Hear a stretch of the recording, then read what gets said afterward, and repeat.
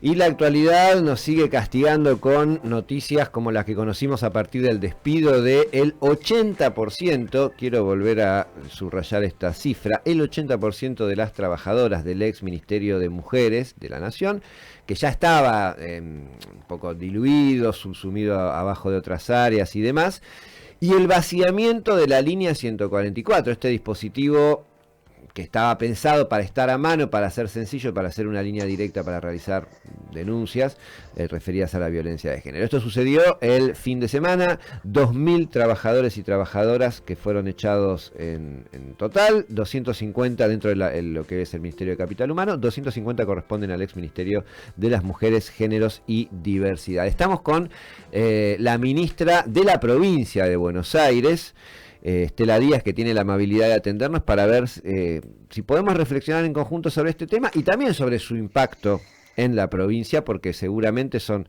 políticas que nacieron para estar relacionadas. ¿Qué tal, Estela? Buen día. Hola, buenos días. Bueno, ¿cómo va? Sí, la verdad que con mucha ¿Cómo preocupación, procesamos esto? porque con mucha preocupación porque obviamente el despido de trabajadores y trabajadoras que además cumplían funciones fundamentales. Escuchaba que mencionabas, ¿no?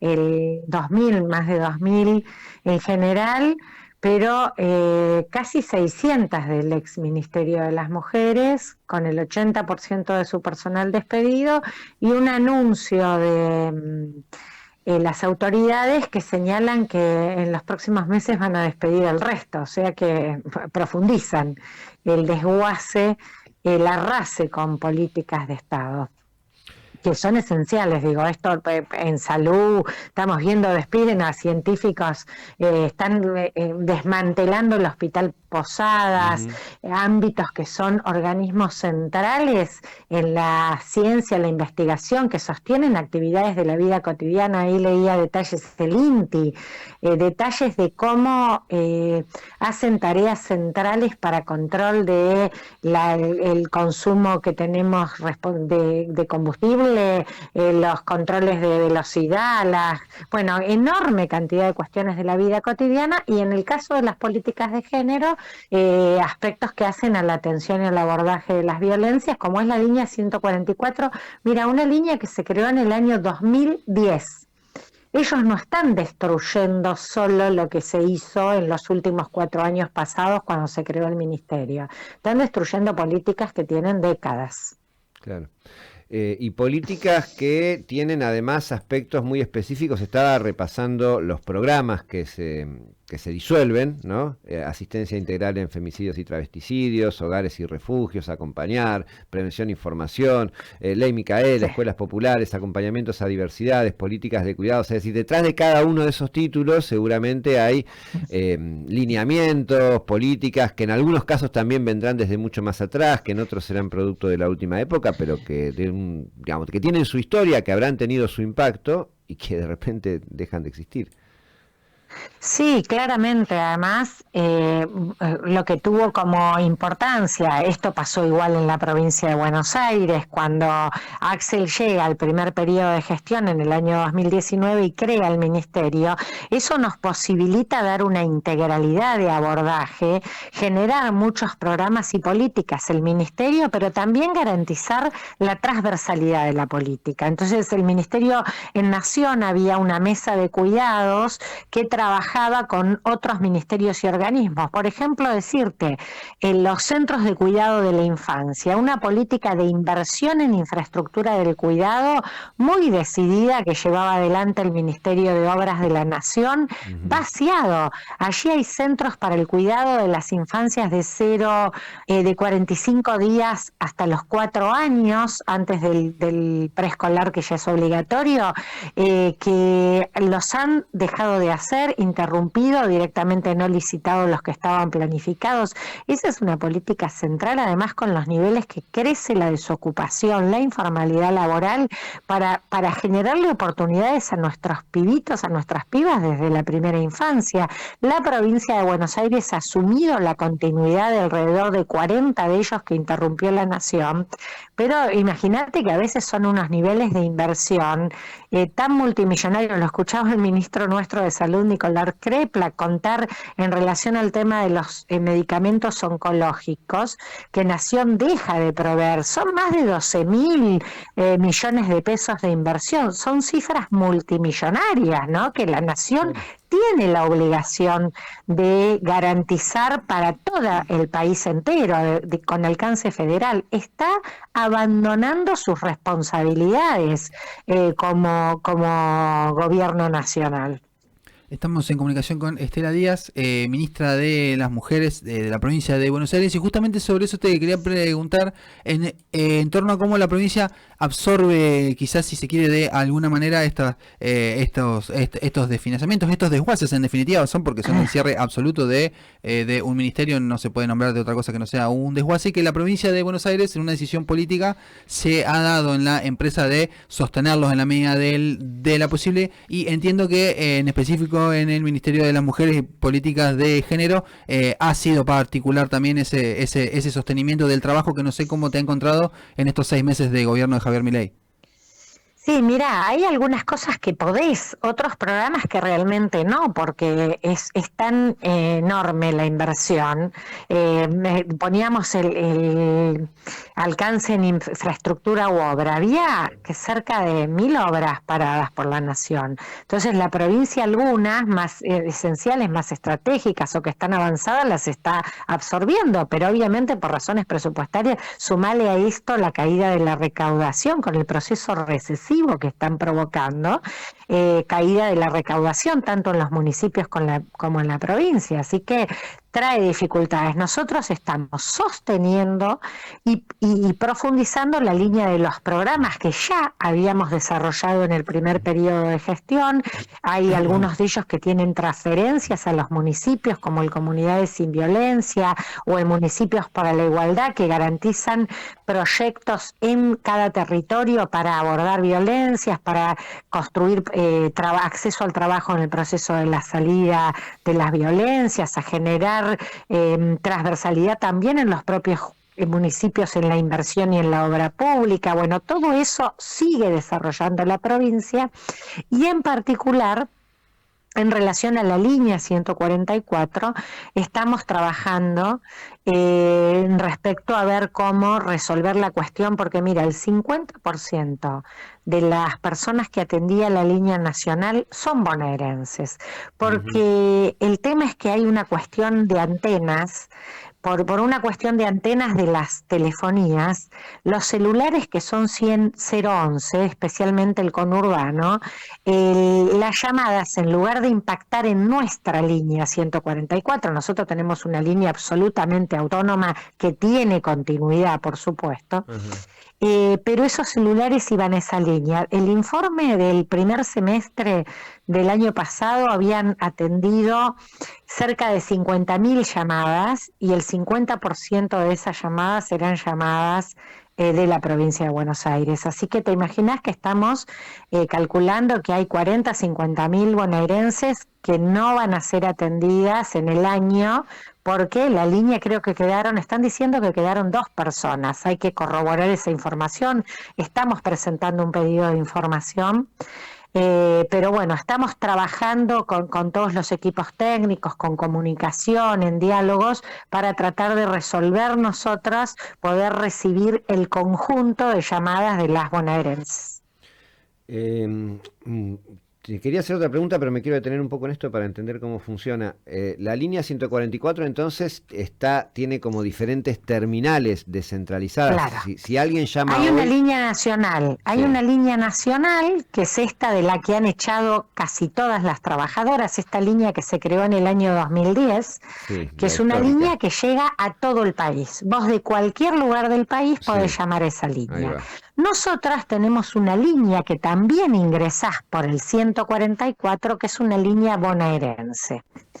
¿Qué nos pasa con esta línea? La mayoría de nuestra atención es al interior de la provincia de Buenos Aires y algo del conurbano, y nosotras trabajábamos articuladamente con la línea nacional, porque ellos hacían una primera escucha y nos hacían la derivación a nosotras, a todas las que eran mujeres bonaerenses.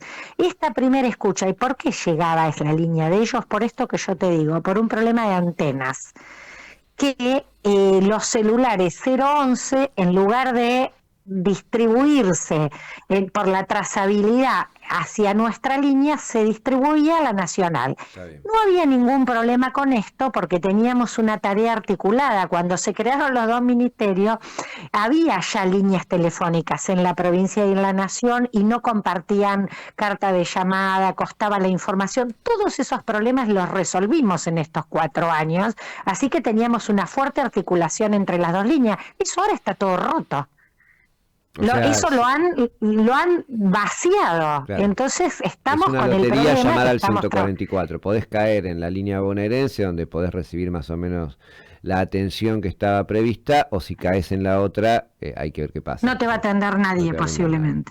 Lo que ocurre posiblemente es que no te atienda nadie. Y lo otro, que vemos además con enorme preocupación, es el cambio de enfoque de atención, porque es un cambio de enfoque que no reconoce nuestro marco legal y la perspectiva de derechos humanos y de derechos de igualdad de género.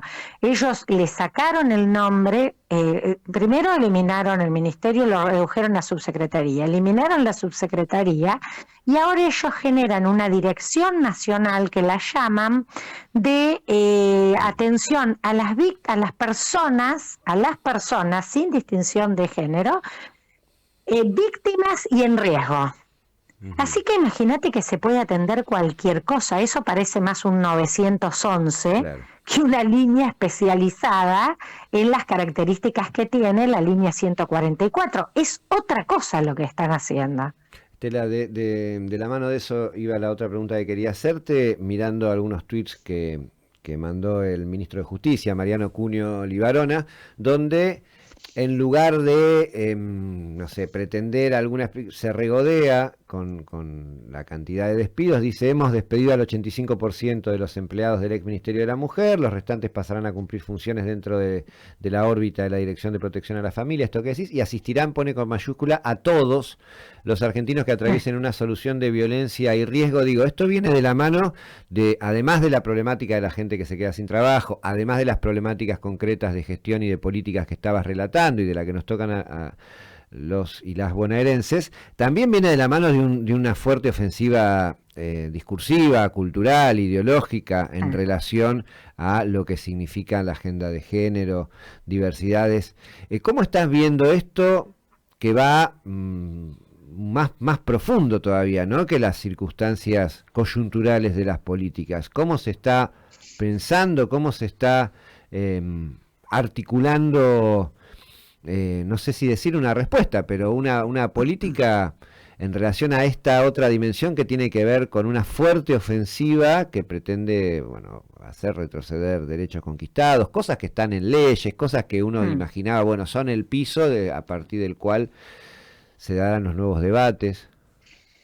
Mira, son profundamente reaccionarias las visiones, ¿no? Conservadoras, quieren producir un retroceso en el plano de los derechos enorme, eso es lo que expresan. Recuerdo que insistió mucho nuestro gobernador Kicillof cuando decía: la derecha viene por nuestros derechos. Bueno, esto está clarísimo y además quieren retroceder décadas en la conquista de derechos, que el tiempo de la democracia ha sido un tiempo del movimiento de mujeres, de las diversidades, de lucha para cambios normativos, para conquistar políticas, programas. Recordemos el primer femicidio, cuando todavía no nombrábamos la palabra femicidio, cuando Monzón la mató a Alicia Muniz. ¿Recuerdan? Ese fue un momento claro, bisagra, ¿no? 85, 86, donde comenzó a debatirse en el ámbito público esta violencia que claramente tiene un sesgo de género, de una conducta aprendida en torno a la violencia que se ejerce en las relaciones para una dominación, de pensar en un lugar de subordinación, de desigualdad para las mujeres, de control de su cuerpo.